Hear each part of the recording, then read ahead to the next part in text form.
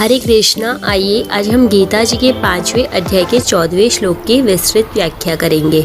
न कर्तृत्वं न कर्माणि लोकस्य सृजति प्रभु न कर्म फल संयोगम स्वभावस्तु प्रवर्तते। अर्थात परमेश्वर मनुष्यों के न कर्तापन की, न कर्मों की और न कर्म फल के साथ संयोग की रचना करते हैं, किंतु स्वभाव ही बरत रहा है। व्याख्या है न कर्तृत्वं न कर्माणि लोकस्य सृजति प्रभु।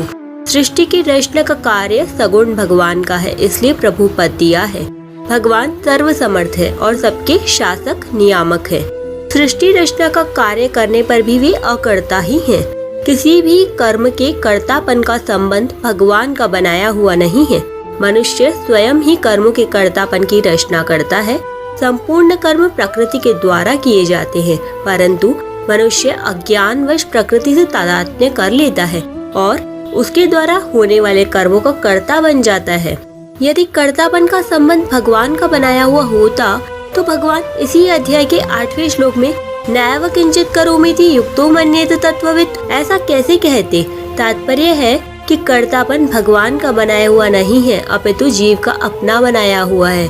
अतः जीव इसका त्याग कर सकता है। भगवान ऐसा विधान भी नहीं करते कि अमुक जीव को अमुक शुभ या अशुभ कर्म करना पड़ेगा। यदि ऐसा विधान भगवान कर देते तो विधि निषेध बताने वाले शास्त्र, गुरु, शिक्षा आदि सब व्यर्थ हो जाते। उनकी कोई सार्थकता ही नहीं रहती और कर्मों का फल भी जीव को नहीं भोगना पड़ता। न कर्माणि पदों से यह सिद्ध होता है कि मनुष्य कर्म करने में स्वतंत्र है। न कर्म फल संयोगम, जीव जैसा कर्म करता है वैसा फल उसे भोगना पड़ता है। जड़ होने के कारण कर्म स्वयं अपना फल भुगताने में असमर्थ है। अतः कर्मों के फल का विधान भगवान करते हैं।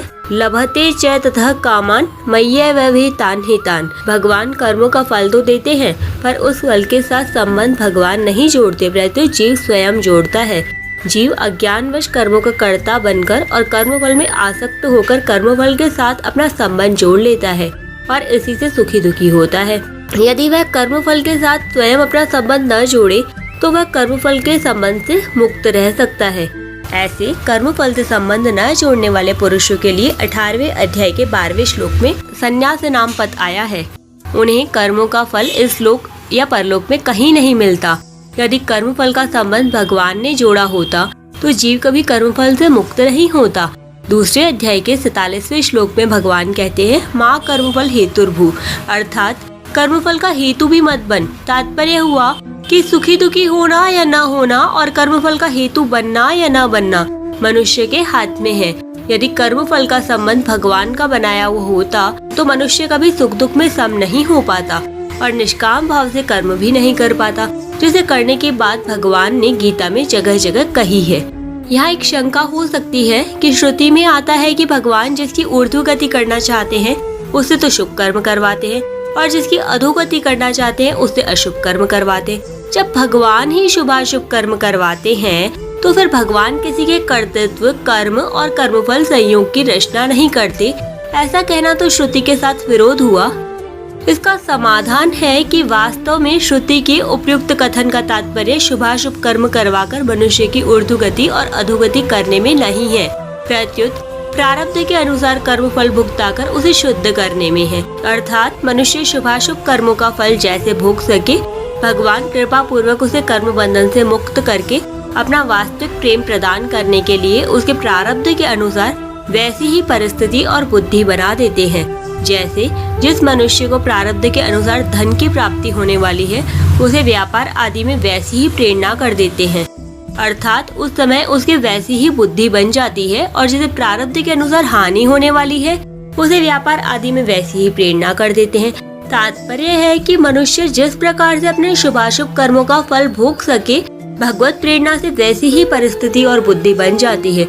यदि श्रुति का यही अर्थ लिया जाए कि भगवान जिसकी ऊर्ध्वगति और अधोगति करना चाहते हैं उसे शुभ और अशुभ कर्म करवाते हैं तो मनुष्य कर्म करने में सर्वथा पराधीन हो जाएगा और शास्त्रों, संत महात्माओं आदि का विधि निषेध, गुरु की शिक्षा आदि सभी व्यर्थ हो जाएंगे। अतः यह श्रुति का तात्पर्य कर्मों का फल भुगताकर मनुष्य को शुद्ध ही करना है। स्वभावस्तु प्रवर्तते, कर्तापन, कर्म और कर्मफल का संबंध इन तीनों का मनुष्य अपने स्वभाव के वश में होकर करता है। यहाँ स्वभाव पद व्यष्टि प्रकृति आदत का वाचक है, जिसे स्वयं जीव ने बनाया है। जब तक स्वभाव में राग द्वेष रहते हैं तब तक स्वभाव शुद्ध नहीं होता। जब तक स्वभाव शुद्ध नहीं होता तब तक जीव स्वभाव के वशीभूत रहता है। तीसरे अध्याय के 33वें श्लोक में प्रकृतिम यान्ति भूतानि पदों से भगवान ने कहा कि मनुष्य को अपनी प्रकृति अर्थात स्वभाव के वशीभूत होकर कर्म करने पड़ते हैं। यही बात भगवान यहाँ तो स्वभाव प्रवर्तते पदों से कह रहे हैं। जब तक प्रकृति अर्थात स्वभाव से जीव का संबंध माना हुआ है तब तक कर्तापन, कर्म और कर्मफल के साथ संयोग, इन तीनों में जीव की परतंत्रता बनी रहेगी, जो जीव की ही बनाई हुई है।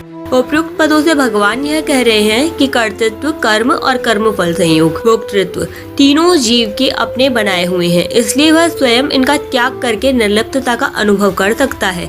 यह परिशिष्ट भाव यह है कि कर्तापन, कर्म और कर्मफल का संयोग परमात्मा की सृष्टि नहीं है, प्रत्युत जीव की सृष्टि है।